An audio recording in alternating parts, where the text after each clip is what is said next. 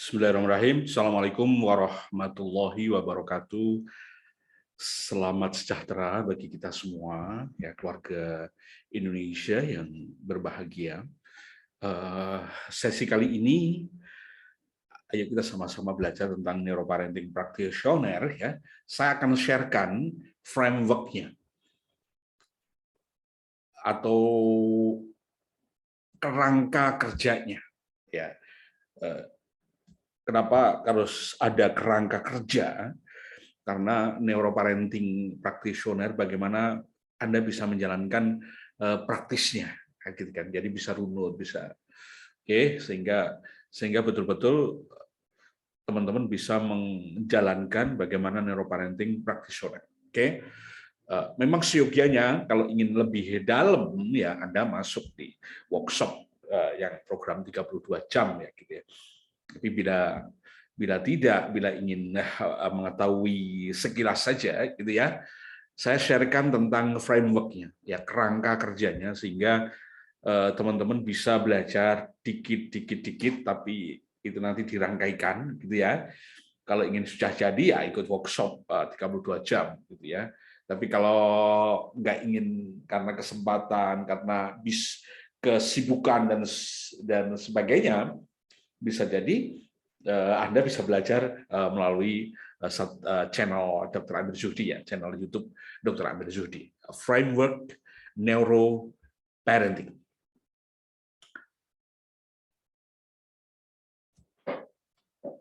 Framework atau kerangka kerja daripada neuroparenting practitioner adalah salah satu tools yang sederhana sehingga memudahkan para orang tua Indonesia khususnya bisa menjalankan satu proses kegiatan pengasuhan atau pendidikan di dalam rumah tentunya ya.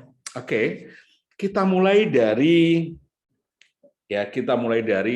lihat ini ya, framework-nya ada lingkaran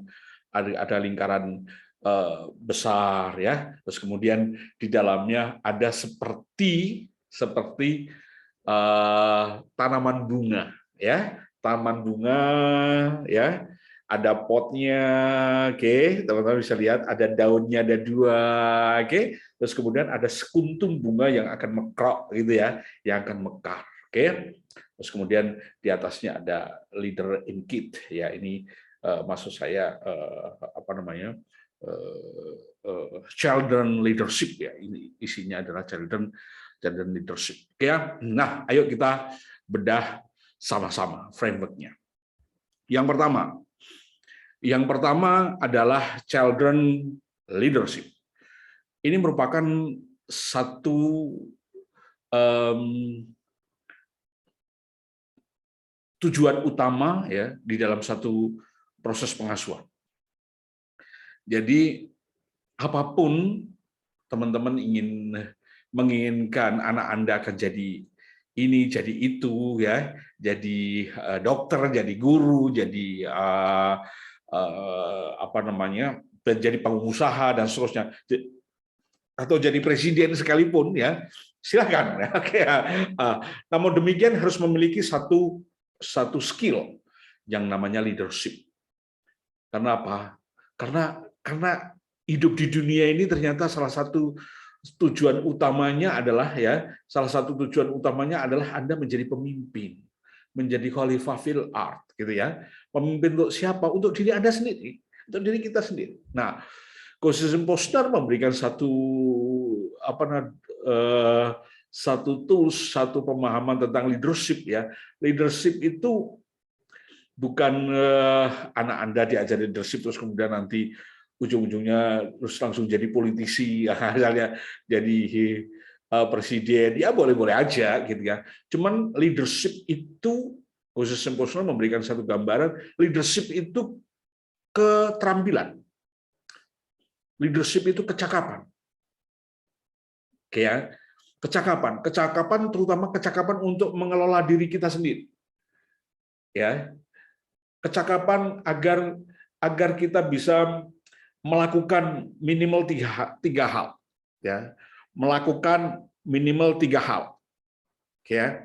Yang pertama, melakukan apa itu yang disebut dengan decision making, pengambilan, memilih dan memutuskan, ya, decision making. Oke, ya, nanti decision making akhirnya bisa menjadi aktivitas eksekusi dan seterusnya. Yang pertama, seorang anak harus memiliki keterampilan yang namanya decision making. Oke, ya, ini minta maaf ini agak flu. Oke, decision making. Oke, yang kedua, anak harus bisa, Anda berlatih, ya, yang namanya leadership ini, ya, keterampilan kedua, anak harus bisa planning, merencanakan. Aku merencanakan ini, merencanakan ini. Ya. Yang ketiga adalah anak harus bisa menilai, ya, baik atau kurang baik, baik, buruk, dan seterusnya. Nah, kenapa demikian? Ternyata kerangka leadership itu sudah ada di dalam, sudah built-in di dalam otak manusia, otak anak-anak itu. Oke, ya, tepatnya di mana? Di daerah otak bagian depan, prefrontal cortex, memiliki 3 fungsi utama itu, yaitu yang pertama adalah decision making, yang kedua adalah planning, yang ketiga adalah mana, ya? Moral judgment atau menilai baik, tentang nilai, tentang value dan seterusnya. Oke, ya. Nah, ini penting sekali. Banyak level 1 ini banyak terlewati di dalam proses pengasuhan dan pendidikan khusus untuk anak-anak. Ya, anak-anak emangnya anak-anak sudah bisa decision making, Dok? Ya belum. Ya, yang bisanya apa? Dilatih. Karena apa? Karena perangkat kepimpinan ada di dalam otaknya, dilatih. Ya, dilatih mengambil keputusan, ya. Cara latihannya gampang sekali, ya. Misalnya latihan makan, pas makan bareng kan gitu ya, latihan memutuskan lauk mana yang akan diambil, gitu kan. Maka kita sebagai orang tua, kita melatih, ambil lauk yang paling dekat dengan kamu, nah. Ini latihan decision making. Oke, ya teman-teman, ya. Oke.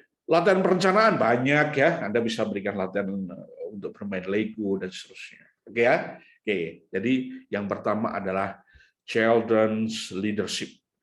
Setiap anak-anak, ya, bunda, ayah, bunda bisa memasukkan program leadership ini ke dalam kurikulum pengasuhan dan kurikulum pendidikan putra-putri Anda. Oke, ya. Paham, ya? Yang kedua.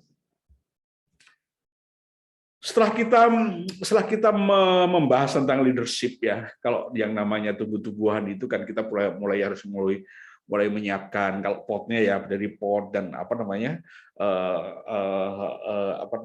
tanahnya dan seterusnya, ya, tentunya, ya. Iya kan, benar kan, gitu, ya. Sehingga nanti bunganya biar tumbuh subur dan enak sekali dipandang, ya, baunya harum dan seterusnya. Nah, di dalam framework neuroparenting, ya, potnya bunga itu berisi tentang kajian-kajian neuroscience, ya, yang kita tahu bahwa neuroparenting itu salah satu model, ya, neuroparenting itu salah satu model pengasuhan berbasis kinerja otak. Oke, ya. Di beberapa rekaman yang lain kita sudah menjelaskan apa itu neuroparenting, gitu kan? Neuroparenting itu terdiri dari 2 kata, neuro dan parenting. Neuro itu berasal dari neuron, neuron itu sel saraf, nanti kita jelasin, ya. Parenting itu pengasuhan. Apa bridging-nya neuroparenting?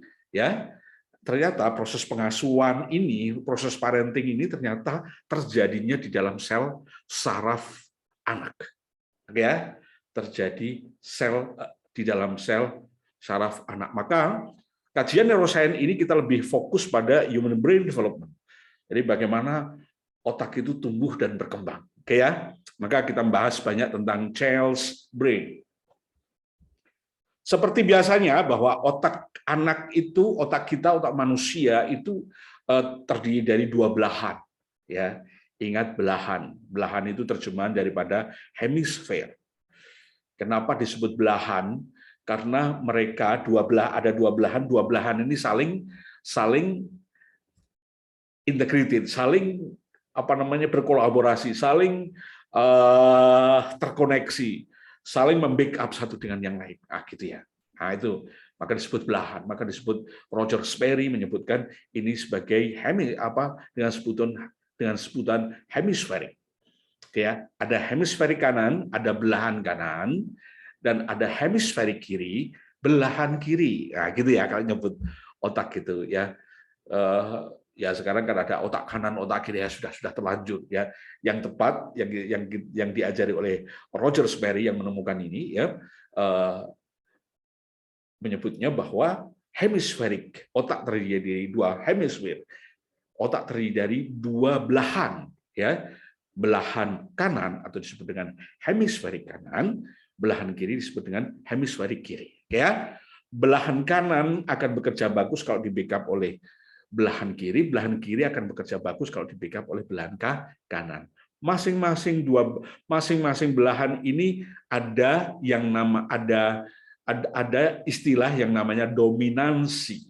Dia memiliki dominansi. Ya, belahan kiri memiliki dominansi kemampuan analitikal, data, informasi dan seterusnya ya. Belahan kanan memiliki dominansi spasial dan seterusnya. Oke ya, clear ya teman-teman ya. Oke, ini basic banget ya. Ini basic banget. Bila belahan ini kita buka, kita ambil salah satu belahannya ya. Ini lihat ini di nomor 2 ini. Ini yang kita tampilkan ini belahan ada kanan atau kiri, ayo kiri atau kanan. Oke, ada belajar di kelas ya. Ya nampak ya. Maka belahan ini akan nampak dua area yang warnanya hampir sama gitu ya. Ya, warnanya hampir sama ya. Ada bagian dalam yang namanya menyebutnya sebagai subcortical region, otak bagian dalam ini, yang mulai dari batang otak, ada otak kecilnya, kemudian dia melungker di tengahnya. Proses perkembangan otak itu bukan dari kanan ke kiri, kiri ke kanan, bukan. Proses perkembangan otak, bahkan sampai cara kerja otak, itu dari belakang ke depan ke belakang. Itu cara kerjanya. Samping kanan, samping kiri ya mengkoordinasikan, membangun sinergi, membangun kolaborasi dan gitu ya. Nah, proses tumbuh kembang otak memang dari belakang ya, dari batang otak ya. Terus kemudian dia melingkar ke tengah-tengah ini ya, melingkar itu bahasa Latinnya limbus. Maka disebut dengan bagian tengah-tengah ini, bagian sentral ini disebut limbik ya. Ini bukan kalau menyebut otak tengah itu bukan di bagian limbus ini, otak tengah itu di sini. Di atasnya dia masih masuk di dalam kompleks batang otak ya, batang otak bagian atas yang disebut dengan mesh encephalon. Oke ya, nah itu berisi gorong-gorong kabel-kabel di situ ya.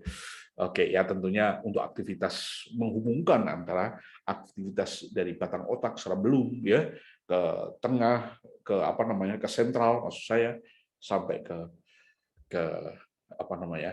daerah atas ya. Nah, dari sini karena otak ini tumbuhnya dari batang otak ya, kemudian melingkar ke tengah, kemudian ditutup oleh yang berkelok-kelok ini ya, ditutup. Berarti kalau ditutup berarti ada yang ditutup. Pakai itu ya. Ditutup ya. Ditutup oleh bagian otak bagian luar, maka otak bagian luar yang berkelok-kelok itu juga disebut dengan kulit otak karena ada yang ditutupin, nah gitu kan. Oke ya, dalam hal ini disebut dengan cortex region. Jadi ada subcortex region, ada cortex region. Subcortex itu bagian dalam, cortex region itu bagian luar. Jadi kalau kita melihat otak itu Anda bisa memvisualkan seperti Anda memakai pakaian kayak gitu ya. Anda pakai pakaian ada daleman, ada luaran. Nah, itu ya, biar gampang. Ya, dalaman dan luaran ini, bagian dalam otak dan bagian luar otak memiliki fungsi yang sangat berbeda. Meskipun dalam aktivitas kerjanya mereka saling bersinergi, ingatnya ya. Nah, bagian dalam ini banyak berurusan dengan emosi dan gerak ya, motorik halus, motorik kasar ya gitu ya. Bagian luar berhubungan dengan aktivitas emosi. Oke ya. Bagian dalam ini ada visceral juga disebut dengan visceral brain, fungsinya sebagai vegetasi ya, sistem saraf otonom, masih banyak ya. Kita belajar dua aja. Ya, bagian dalam fungsinya sebagai aktivitas emosi dan aktivitas gerak. Oke ya. Oke, dalam bekerjanya nanti semuanya akan saling bersinergi. Nah, pada anak-anak, ayah bunda, pada anak-anak, ya, otak bagian dalam ini berkembangnya sangat-sangat pesat sekali. Saya ulangi, pada anak-anak 0 sampai 7 tahun sampai 12 tahun, kalau delaynya 13-14 tahun, itu otak dalamnya berkembang sangat-sangat pesat sekali. Dia berkembang dulu daripada bagian luar. Nah, ini akan bermanfaat sekali bagi kita ya untuk mengasuh anak, untuk mendidik anak-anak kita yang masih berusia 0 sampai 12, 13, 14 tahun. Oke ya, lebih khususnya 0 sampai 7 tahun. Oke, paham ya? Ini ilmu basic banget ya teman-teman, kalau mempelajari neuroparenting harus paham ini dulu. Ya, harus paham dulu. Nanti berikutnya kita akan ngomong, oh ini aktivitas otak dalam, lakukan ini dan sebagainya. Bagaimana cara mendevelopnya, lakukan ini bagian luarnya dilakukan ini bagian begitu akhirnya ya. Jadi teman-teman paham bahwa otak ada dua belahan kanan dan belahan kiri. Salah satu belahan kita buka, nampak otak bagian dalam dan otak bagian luar. Oke ya. Otak bagian dalam fungsinya, ini dua dulu yang saya sampaikan ya, fungsinya emosi dan gerak.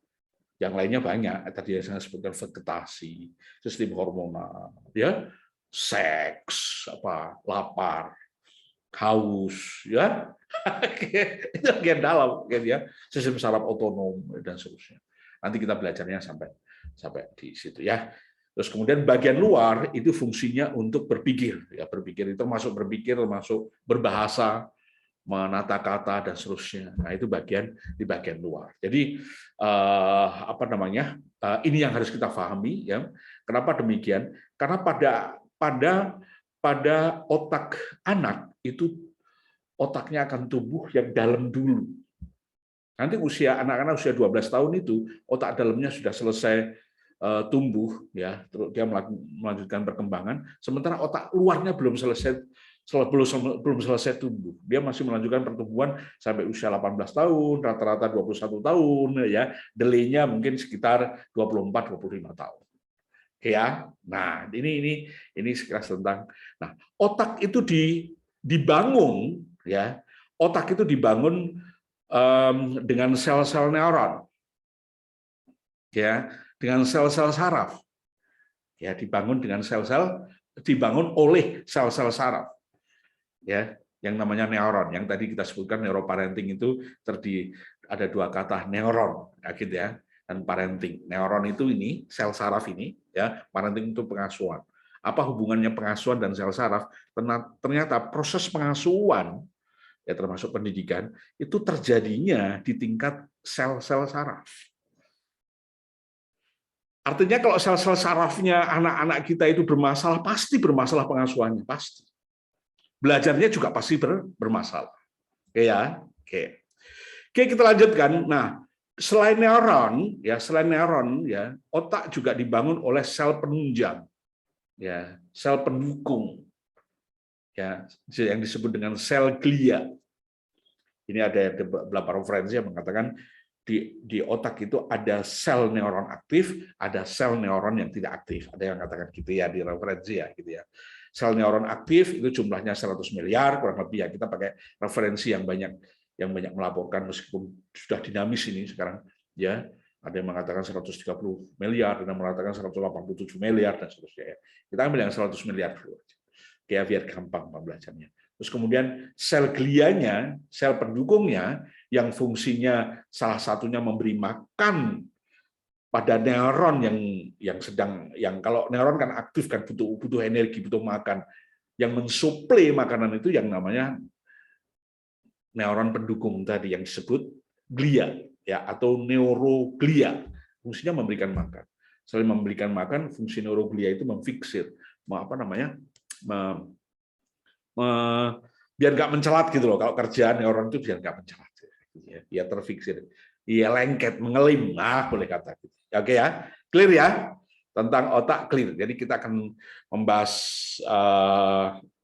dalam bahasan-bahasan berikutnya. Kalau teman-teman ikut kelas neuro parenting, ya setiap pekan pasti ada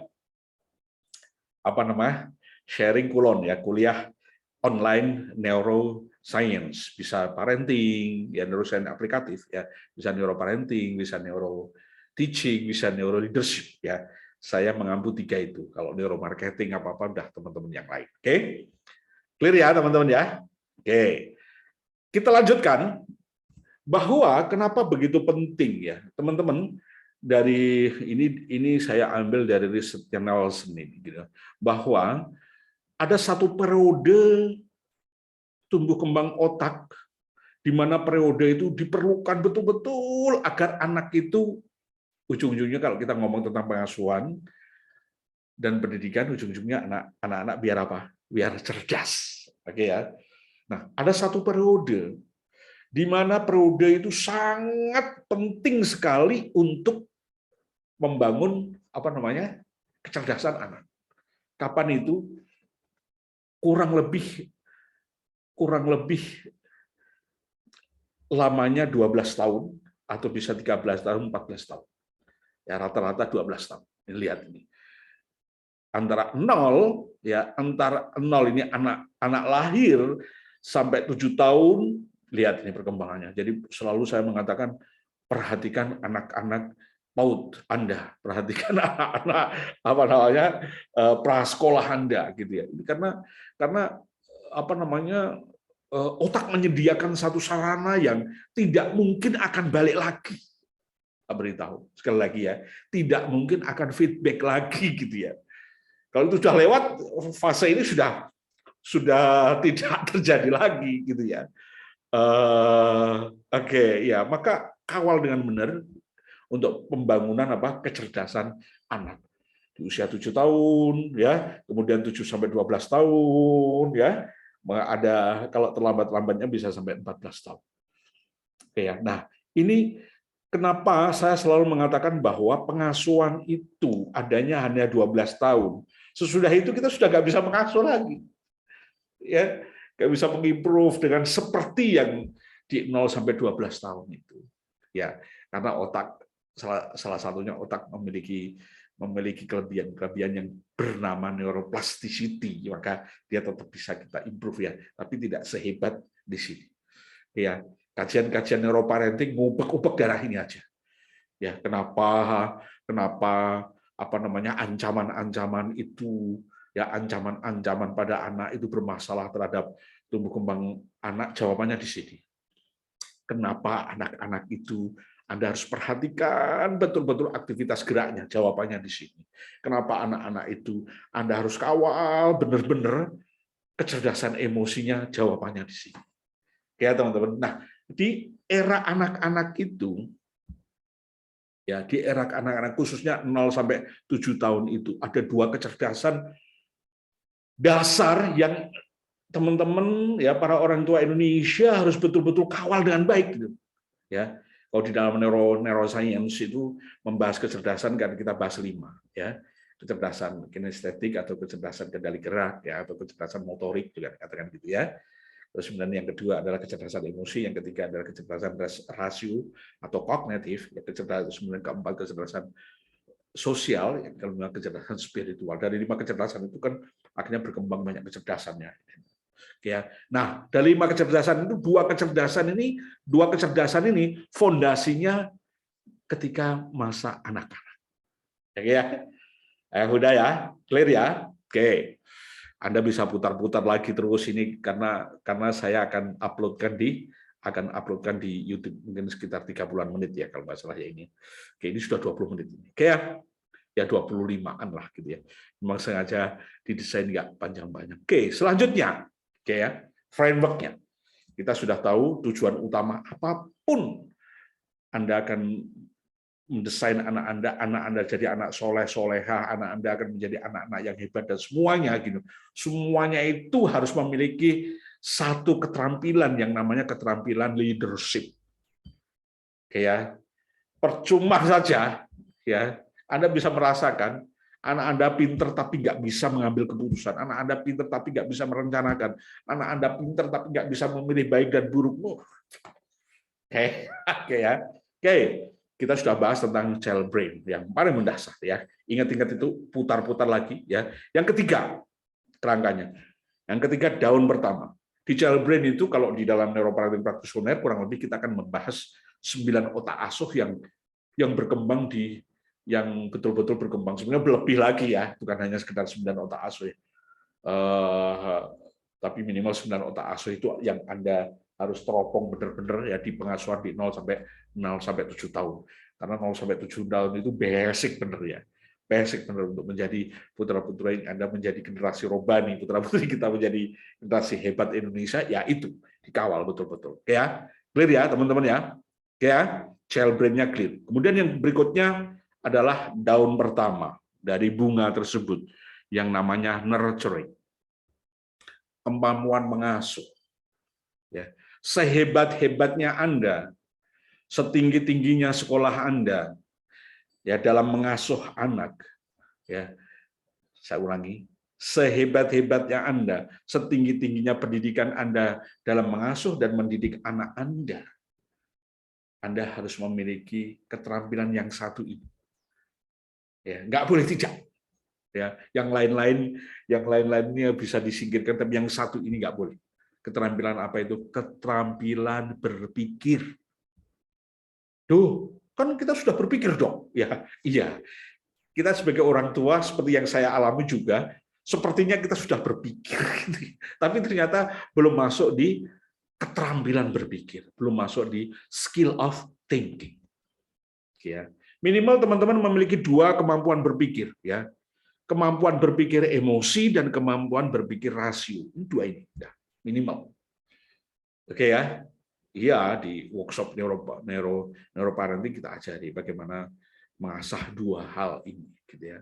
Keterampilan berpikir emosi, keterampilan berpikir rasio. Gitu ya. Ini yang namanya keterampilan itu seseorang yang terampil berpikir itu dia nampak sekali ketika dia dalam kondisi tertekan. Oke, Anda bisa membedakan orang yang terampil berpikir dengan orang yang tidak terampil berpikir itu salah satu cara mengamatinya ketika dia dalam kondisi tertekan. Oke ya, orang yang tidak kecakapan berpikirnya lemah gitu ya, dalam kondisi tertekan dia bisa ngamuk-ngamuk. Sekalipun itu seorang profesor, minta maaf ini. Ya, sekalipun ini yang ngomong guru saya juga, guru besar saya juga. Ya, sekalipun itu level profesor, kalau kecakapan berpikirnya itu belum cakap, dia bisa berpikir tapi belum cakap, belum masuk dalam satu sistem. Ya, teman-teman bisa ikutkan kalau sekali kan kita kemarin kan udah bedah banyak sekali apa namanya tentang otaknya. Ini frameworknya ya, nurturing. Oke, Anda harus memiliki kemampuan berpikir. Berpikir apa? Berpikir emosi dan berpikir rasio. Ya, belajar itu. Nah, terserah Anda belajar di mana terserah. Oke, yang terakhir. Framework yang terakhir adalah coaching. Ya, mendampingi. Salah satu keterampilan coaching yang teman-teman harus miliki adalah kemampuan menyimak. Kemampuan listening. Ya, ini penting sekali. Ya. Kenapa demikian? Karena di dalam listening ini, di situ ada emosinya. Ya, di situ Anda bisa tidak sekedar looking, tapi bisa seeing, gitu ya. Betul-betul teliti. Ya, kapan bisa teliti? Kalau emosi Anda oke, gitu. Kalau emosi Anda oke, Anda bisa menyemak dengan baik. Jadi berbicara dengan listening, ya itu kemampuannya salah satu kemampuan yang harus dimiliki oleh para orang tua, sehingga para orang tua mampu menyimak, ya, menyimak itu, listening itu, ya, mata kita tampilkan di depan, telinga kita tampilkan di depan, ya, bahkan sampai hati kita tampilkan di depan. Nah, listening yang paling bagus yang teman-teman harus latih namanya listening empatik atau empathic listening. Itu di dalam neuroparenting practitioner kita ajari sedemikian rupa sehingga Anda bisa menyimak proses pengasuhan dan pendidikan anak-anak Anda di rumah. 4 frame, ya, 4 frame ini, ya, Anda jalankan dengan baik sehingga goal yang lainnya, tadi kan goal besarnya, ya, goal yang lainnya untuk salah satunya apa? Untuk membangun karakter anak itu yang hebat, itu bisa terpenuhi. Karakter apa itu? Satu, karakter yang tangguh, resilience. Anak-anak harus punya ketangguhan, ya. Anak-anak harus punya ketangguhan. Yang kedua, anak-anak harus punya kecerdasan. Yang saya masuk kecerdasan itu masuk di dalam kecerdasan rasio. Ya, kalau resilience itu Anda bisa resilience, anak Anda bisa resilience bila kecerdasan geraknya sudah oke, kecerdasan emosinya sudah oke. Wah, dia akan memiliki resiliensi yang bagus. Ditambah dengan smart, kemampuan menganalisa, ya, kemampuan menyelesaikan sebuah persoalan dan seterusnya. Ini semuanya harus kita latih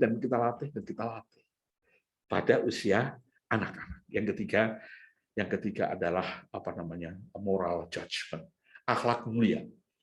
Jadi kecakapan semua Anda, kecakapan yang Anda berikan, yang Anda latihkan pada anak-anak Anda, kecakapan leadership, oke, ya. Anda membimbing perkembangan tumbuh kembang otak anak, ya. Anda mampu menjadi seorang pengasuh yang baik, Anda mampu menjadi seorang coaching keluarga yang baik, ya, maka target pembangunan karakter anak kita, 1, anak itu harus tangguh, 2, anak itu harus cerdas, 3, anak itu harus berakhlak mulia. Insya Allah bisa tercapai. Oke, ya, kita sambung di lain waktu. Terima kasih, teman-teman. Oke, terima kasih, semoga bermanfaat. Assalamualaikum warahmatullahi wabarakatuh.